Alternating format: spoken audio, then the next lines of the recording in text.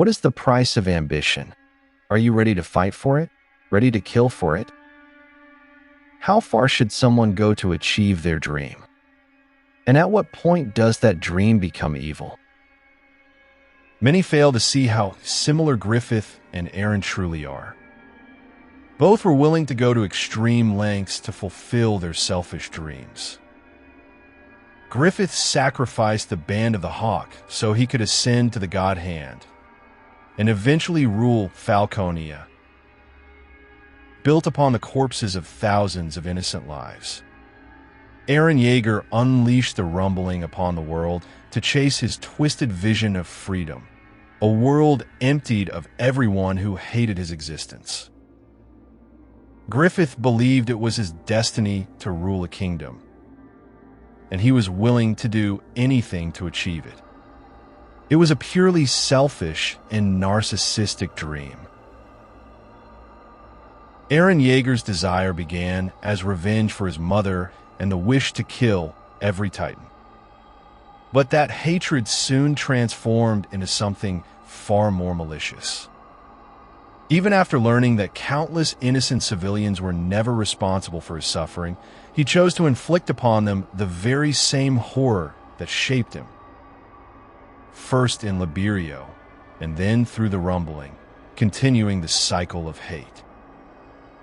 At their core, both Griffith and Eren are deeply childish men. Griffith could not accept losing guts because he believed he could never be defeated.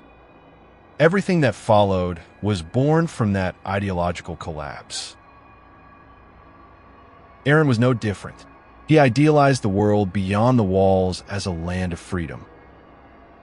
But when he discovered that the outside world was filled with ordinary people, his dream was shattered.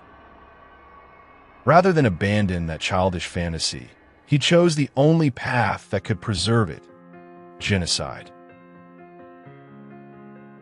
Many argue that the God Hand influenced Griffith, but the choice was still his. He accepted their offer knowing the cost, and what he did afterward revealed the monster he had always been. Eren Yeager was no different. He saw glimpses of the future, but those memories existed because they aligned with what he already desired. Deep down, he wanted his dream of a free world to become reality. That is why he sacrificed millions to achieve it.